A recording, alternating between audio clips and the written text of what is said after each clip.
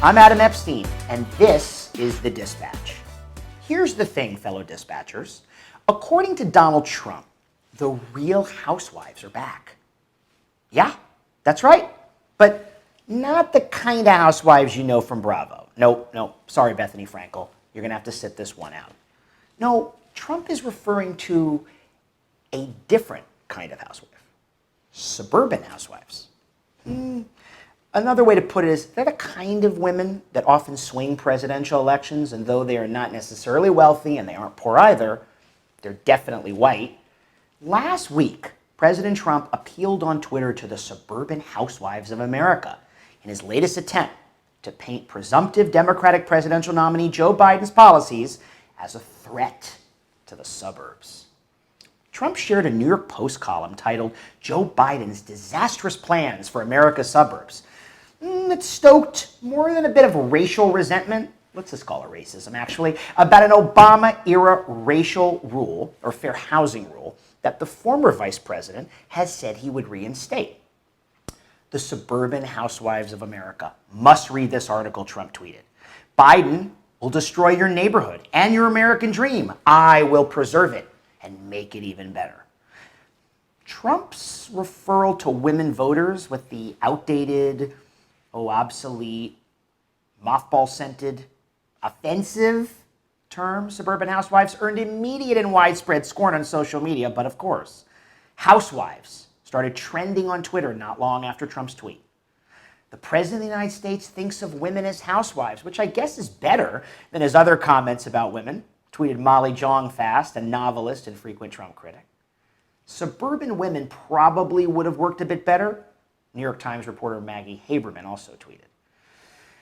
Framing the Obama-era rule, which would make it easier for people of color and other low-income groups to access affordable housing, as destructive or menacing, is giving Trump a sort of central campaign idea to scare the bejesus out of suburban women, which in a recent poll, he trails Biden by 17 points, or as Trump himself might say, big lead. At a White House event earlier this month, Trump claimed a Biden presidency would, quote, totally destroy the beautiful suburbs. Suburbia will no longer exist as you know it. So they want to defund and abolish your police and law enforcement while at the same time destroying our great suburbs. The Trump administration's decision repealed the affirmatively furthering fair housing rule, which was implemented in 2015 and required localities, local districts, to draw up plans to address housing discrimination if they wanted to receive federal funds. So no surprise that Trump is rescinding this, right? Because central to Trump's re-election strategy is to rile up the base, Throw bloody chum to the sharks on issues of race, racism, white nationalism, and the like. Black Lives Matter, NFL stars kneeling during the Star-Spangled Banner, the ongoing protests of Black Lives Matter in places like Portland, Seattle, and elsewhere, all threats. In this case, not to the suburbs, but to democracy as a whole. A CNN exit poll found recently that 49% of suburban voters backed Trump in the 2016 election. That was the data, compared to 45%, alas, who supported Democratic nominee Hillary Clinton. Many of those same voters backed Democrats, though, 2 years later in the 2018 midterms, helping the party take control of the House in the biggest sweep since the Watergate years. An ABC News Washington Post poll released last week found Biden leading Trump now among suburban registered voters, 52% to 43%. Trump's tactics aren't new, but they're not in sync with the present moment. Agitating racist attitudes has been a cornerstone of GOP campaigns for the presidency ever since Richard Nixon deployed his Southern strategy, Nixon used the Southern strategy to get working-class whites to vote against their own economic interests on the basis of race.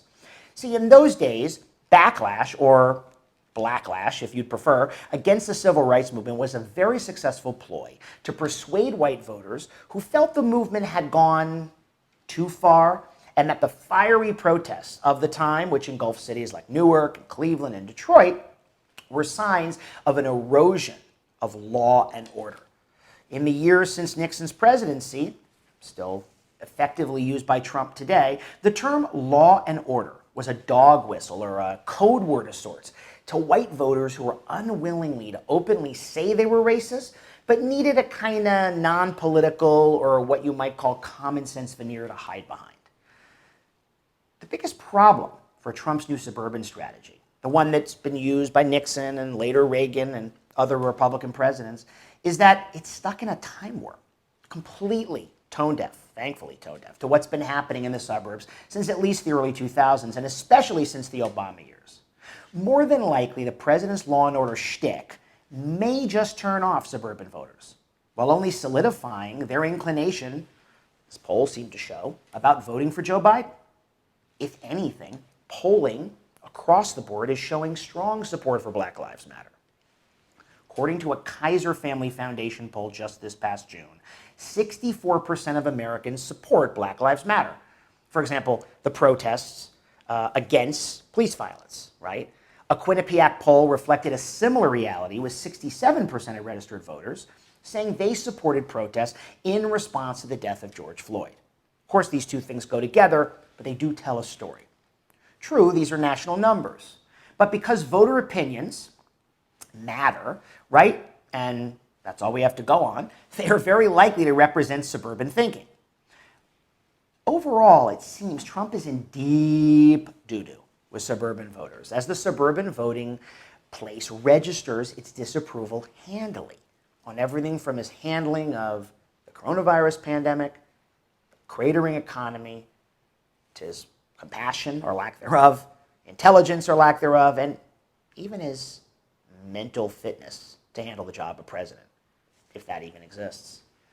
In the latest NPR PBS NewsHour Marist poll, 66% of suburban women disapprove of the job President Trump is doing overall, and 58% say they strongly disapprove. Trump has said that America used to live up to this Make America Great Again ideal. If you go back to the start of the 20th century and in the late 40s and 50s, right, the post-war boom time, because he wants to go back to that time, right? Wonder why? Well, let's see. Non-whites hardly shared in the prosperity after World War II or equality. I mean, first federal civil rights laws weren't until the 60s. But there's been a sea change in America in recent decades on everything, from views on race, protests, right, to who America's neighbors are. The New York Times, for example, found that all-white neighborhoods are practically entirely gone, vanished, when you think of 40 or 50 years ago. In 1980, according to the New York Times, about 25% of the census, the census tracts in America were almost exclusively white. 97% non-Hispanic, white or more, and a third of white residents lived in the suburbs.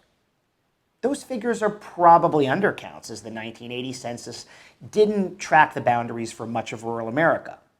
But by the latest census data, and by the way, the census is this year, so fill out your forms, just 5% of white residents live in such a place, and mostly they live in rural areas.